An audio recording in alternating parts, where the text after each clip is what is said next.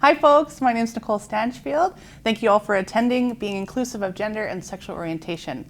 I appreciate you coming to share your time with me. I know how little we have these days, so I'm honored and grateful that you chose to spend it with me. Okay, so a little housekeeping today. These are the topics that we are going to discuss today. Some of the information might be a little overwhelming and confusing. I do appreciate that there's a certain level of discomfort when we unlearn certain truths. I don't want you to be overloaded with information, so feel free at any time to pause, take a breath, and reflect. I would like to acknowledge that we are gathered today on the unceded traditional territory of the Tecumseh de Secwepemc within Secwepemc. I would also like to honor and give thanks to the Secwepemc Nation for ways in which the people have been and continue to be the protectors and guardians of the rivers, lakes, and valleys and mountains that surround us on this beautiful day. So a little about me. My name is Nicole Stanchfield. I'm a member of the 2SLGBTQIA+ community, and I use she, her pronouns. I'm a student storyteller at TRU, completing my Bachelor of Arts, majoring in sociology and minoring in psychology. I'm very passionate about the topic at hand, which is gender, sexual orientation, and inclusivity. I feel my lived experience can speak to my knowledge about these topics, but I am not by any means an expert. I would also like to take a moment to be reflexive and acknowledge that my white cisgenderness means that I may not be the appropriate person to speak to gender diversity or topics regarding racialization. I feel, though, as it is my job as an ally to do the emotional labor for those folks. So often the burden of equity and inclusion is on the backs of the equity-seeking members. Okay, so moving on to the 2SLGBTQIA acronym. First up, some of you may have noticed the acronym's changed from LGBTQ2S+ to 2SLGBTQIA+. That's in honor of truth and reconciliation and the inclusion of intersex and agender folks and asexuality. The 2S stands for TwoSpirit. Again, as an uninvited guest on Turtle Island, I am not the appropriate person to speak to this. This is how it was explained to me and how I understand it. I encourage folks, though, to do the emotional labor on their own and research this. TwoSpirit, although defined differently within and across nations, is an umbrella term coined in the 90s for Indigenous folks to reclaim traditional teachings and constructs with regard to gender and sexuality that was taken away from them because of colonization and Western language violently imposed on them. TwoSpirit folks were revered in their communities as sacred members of society and often as medicine people.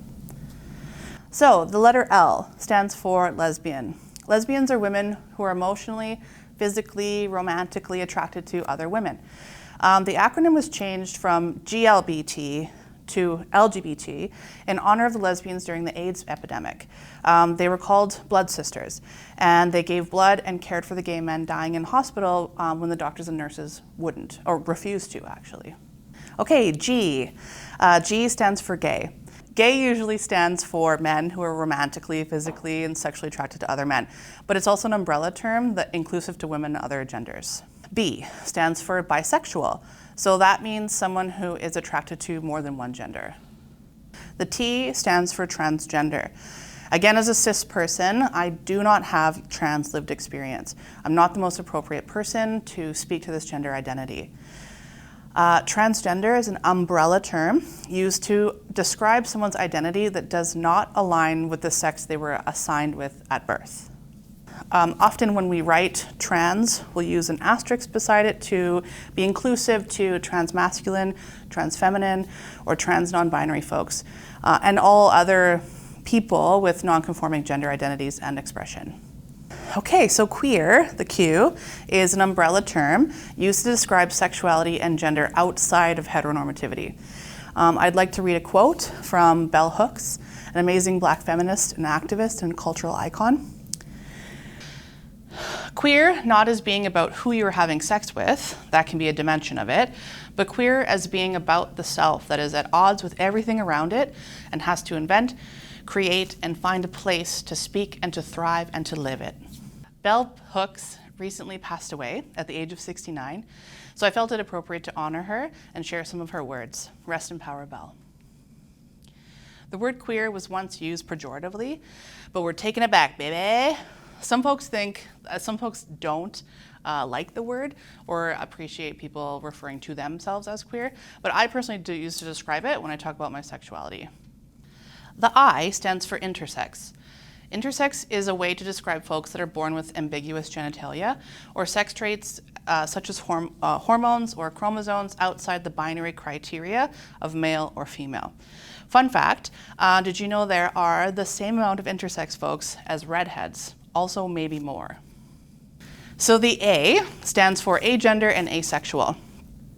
An agender person is defined as not having a gender, so without gender identity or expression.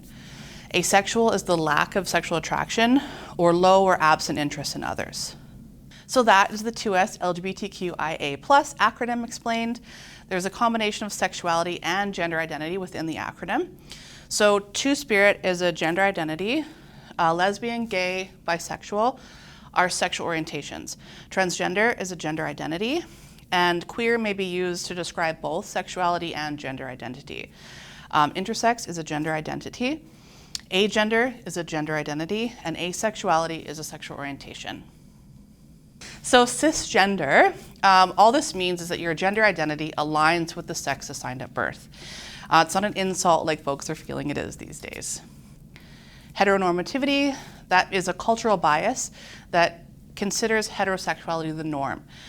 This can include rigid gender roles like pink and blue chores. It's often used as a default setting. Cis-sexism, the belief that only two genders and sexes exist and are mutually exclusive. Both heteronormativity and cis-sexism are often the default settings to which everything is measured. Most often the time being male, cisgender, and straight. Unless it's regarding something of ownership, and then it's female, like a car or a boat. AMAB, AFAB.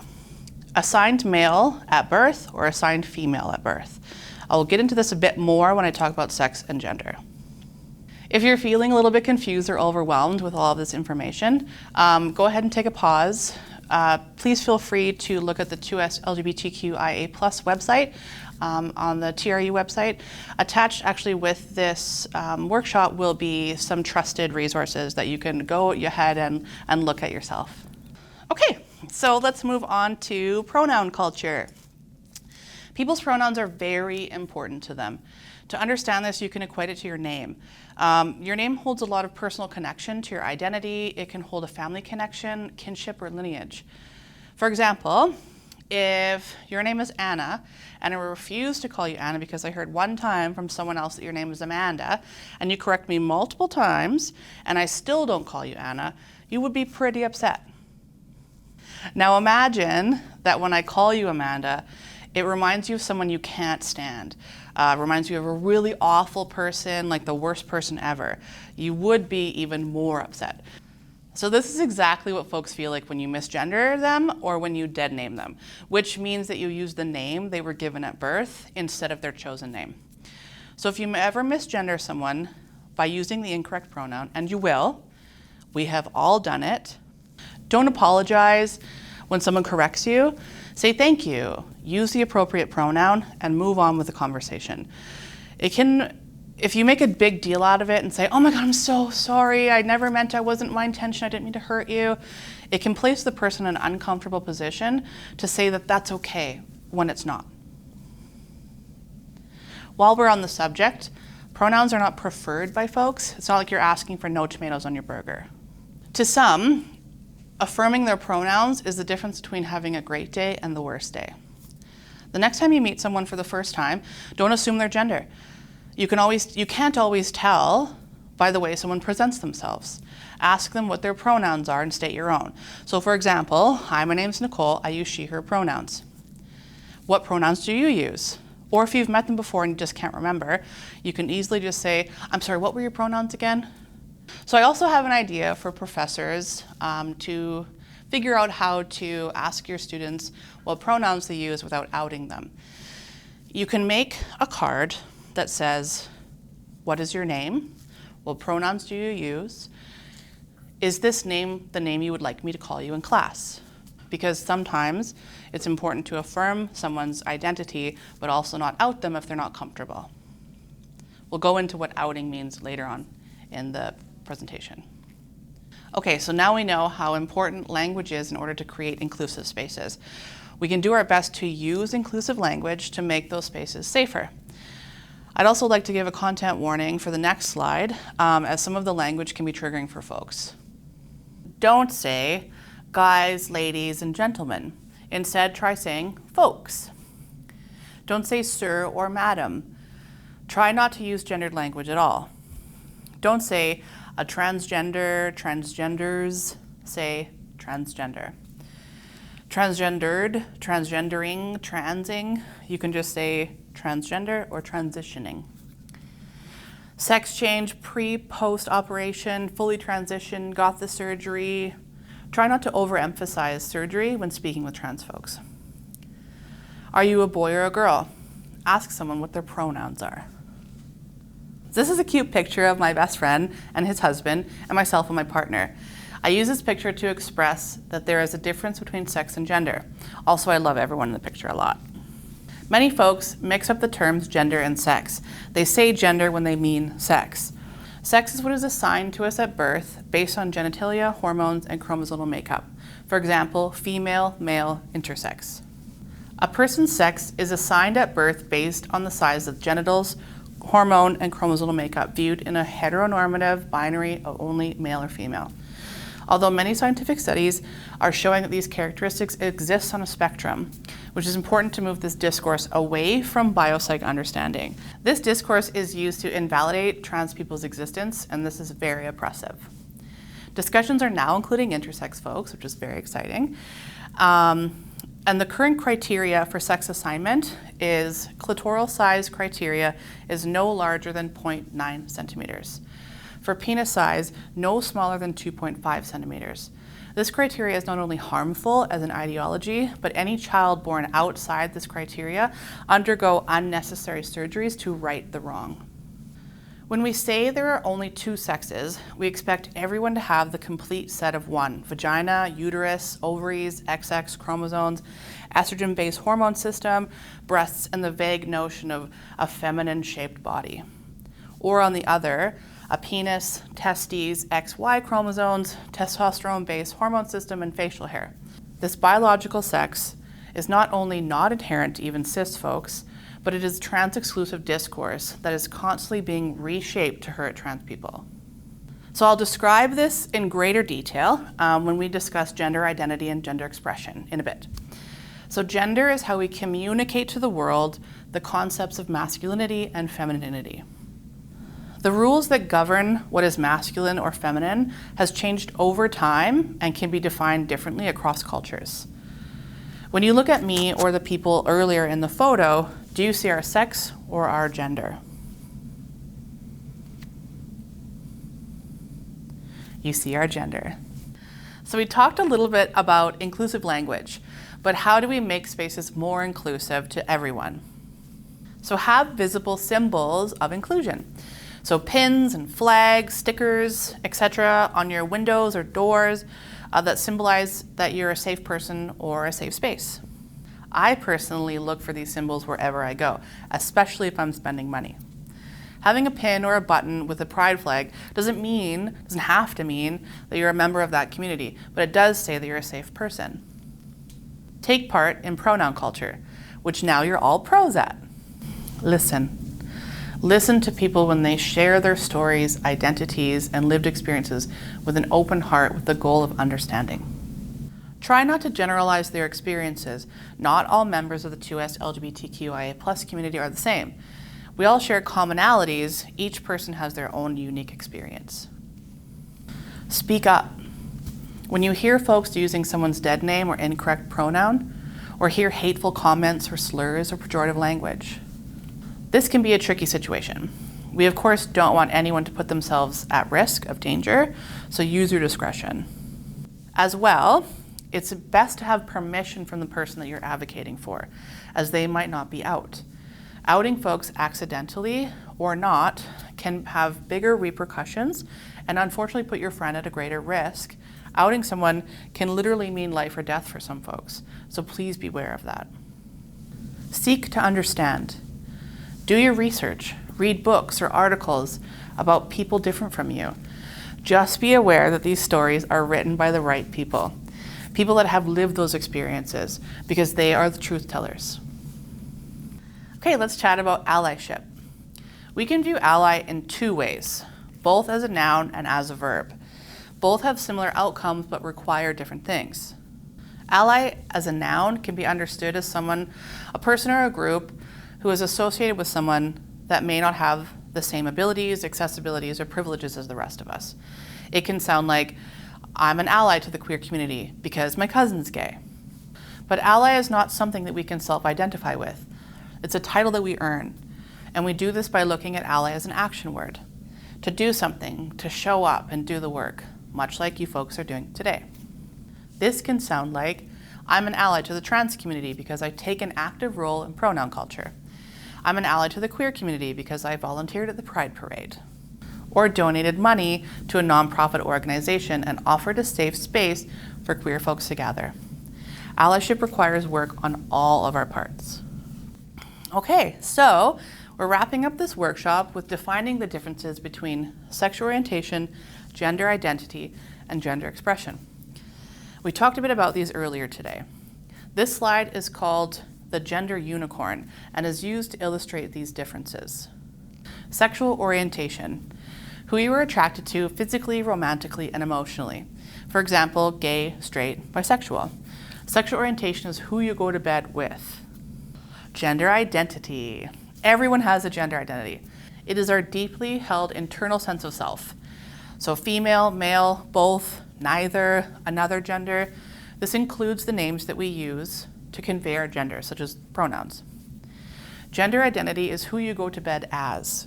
So to clarify that a bit more, sexual orientation, who you go to bed with, gender identity, who you go to bed as.